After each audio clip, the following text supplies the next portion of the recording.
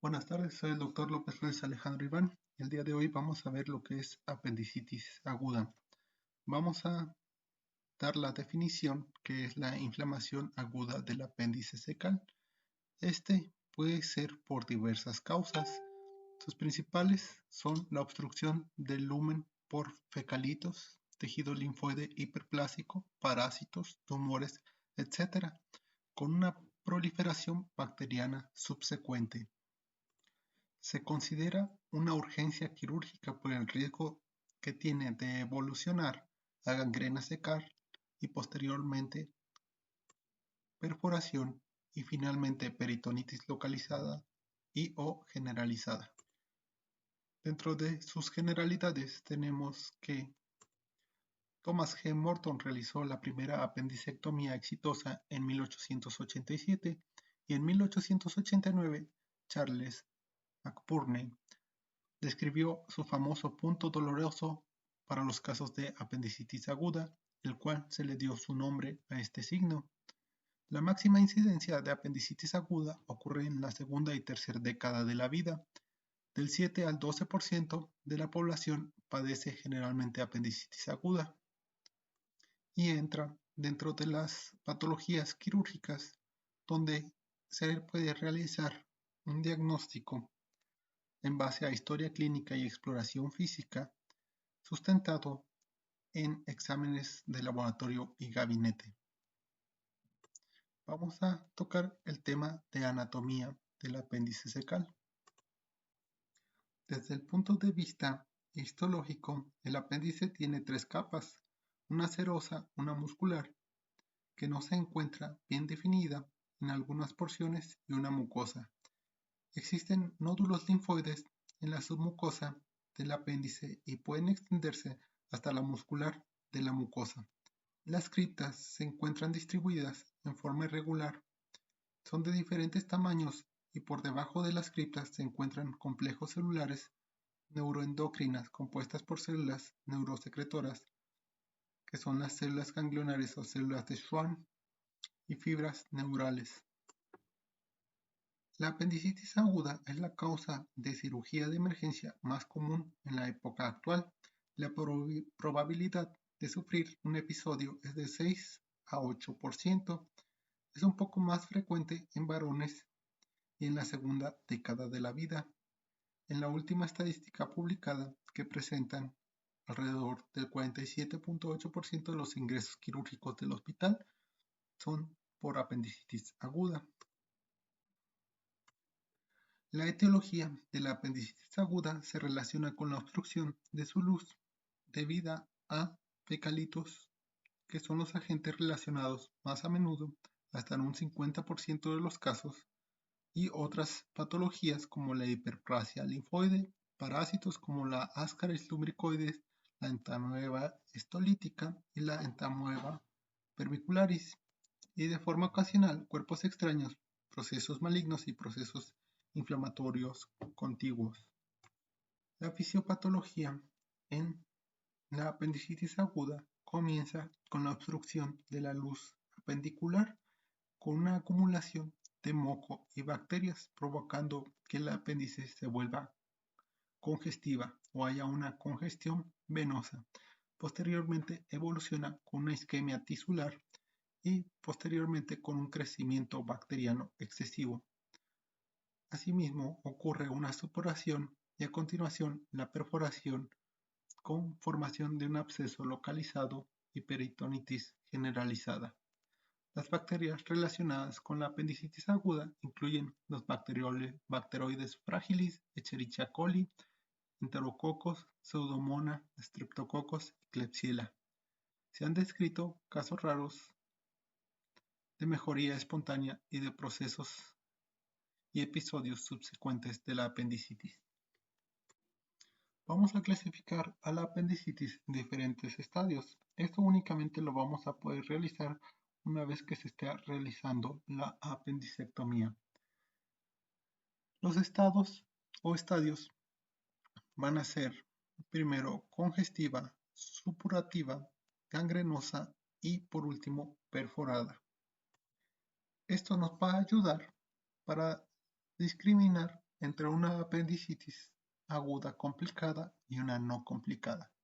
Vamos a tener que el estado catarral y flegmonoso se van a asociar a una apendicitis aguda no complicada, mientras que una apendicitis aguda complicada se va a presentar un estado de necrosis del apéndice y o una perforación de la misma. Y las características de la apendicitis congestiva en un estado congestivo catarral van a ser que vamos a encontrar el apéndice con edema y congestión de la serosa, un aumento del número de bacterias relacionado con el tejido linfoide. En cambio, una apendicitis flegmonosa o supurativa vamos a encontrarla con un compromiso vascular, ulceraciones pequeñas y un exudado fibrino purulento. La apendicitis gangrenosa o necrótica vamos a encontrar áreas de color rojo oscuro, microperforaciones, líquido purulento y olor fecaloideo. En cambio, una apendicitis perforada vamos a encontrar con un borde antimesentérico perforado, líquido peritoneal purulento, plastrón apendicular y un absceso apendicular. En estas imágenes podemos ver desde una apendicitis congestiva, un apéndice supurativa, un apéndice gangrenosa y un apéndice perforada. El cuadro clínico. Vamos a tener que el 50% de los pacientes presentan la clásica secuencia visceral somática en la primera fase, donde hay una presencia clásica de dolor, normalmente en epigastrio, de forma visceral, va a ser un dolor difuso, persistente y continuo. Se puede agregar lo que es náusea, vómito y fiebre. Posterior a esta primera fase prodrómica vamos a tener la segunda fase somática, en el cual se inicia casi siempre al cabo de 4 a 6 horas, con un dolor localizado en el cuadrante inferior derecho del abdomen, que lo vamos a referir como punto de McBurney. Este se encuentra en el primer tercio de una línea imaginaria que vamos a trazar entre la fosa ilíaca derecha y el ombligo, así que lo vamos a tener en el primer tercio. El dolor va a aumentar de gran intensidad con una irradiación hacia el área genital. El dolor se debe al contacto que tiene el apéndice inflamado con las terminaciones nerviosas en el peritoneo, y vamos a tener que este dolor va a tener ciertas características, como va a aumentar al realizar movimientos, al realizar algún esfuerzo y al presentar tos. Las náuseas y el vómito son más frecuentes en los niños y también la constipación. Habíamos mencionado las variaciones de posición anatómica, ya que son importantes para determinar la sintomatología del paciente. Un apéndice localizado en fosa ilíaca derecha va a dar dolor en fosa ilíaca derecha. En cambio, si el apéndice se encuentra en una situación retrocecal, el dolor puede ser en el flanco derecho o en el dorso. Un apéndice que se encuentra en posición pélvica va a dar un dolor suprapúbico. En cambio, un apéndice retroileal va a dar un dolor en genitales. Y los signos principales. Vamos a tener varios signos clínicos que podemos explorar para diagnosticar la apendicitis. Entre ellos está el signo de McBurney, que ya habíamos descrito. Este es un punto de máxima sensibilidad dolorosa que va a estar localizado en una línea imaginaria entre la espina ilíaca derecha y la cicatriz umbilical. Y en el primer tercio de esta vamos a presionar y el paciente va a referir un dolor intenso. El signo de Blumberg es un signo de rebote.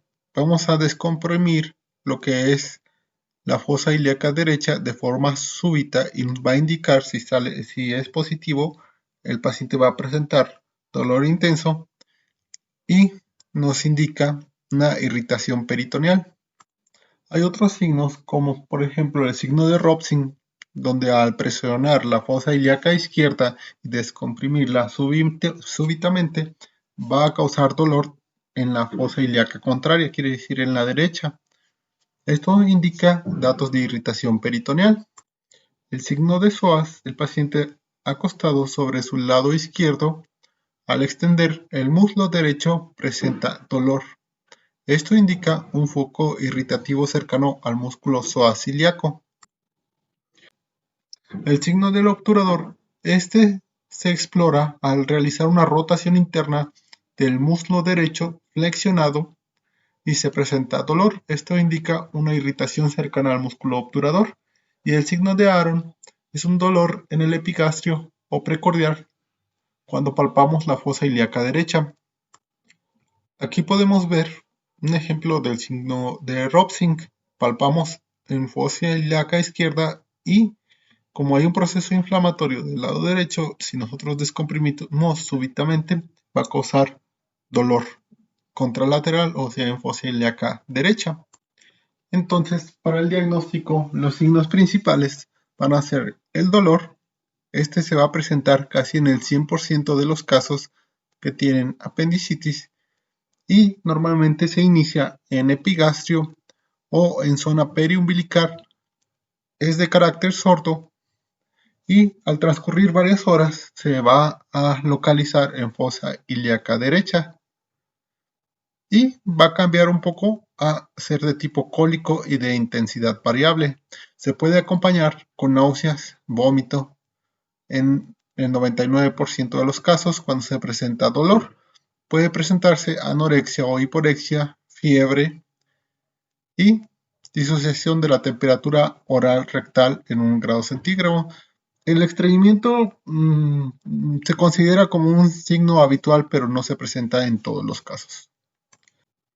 Los exámenes de laboratorio o auxiliares, vamos a pedir un hemograma completo donde vamos a observar una leucocitosis. Normalmente los leucocitos se van a encontrar mayor a 10.000 y con una neutrofilia predominante, normalmente mayor al 95%.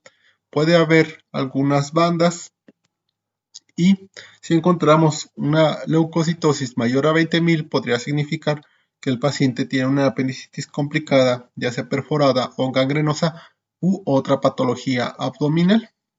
Siempre hay que pedir examen de orina completo, ya que se puede confundir con el diagnóstico. Sería un diagnóstico diferencial. Grupo IRH, tiempos de coagulación y química sanguínea.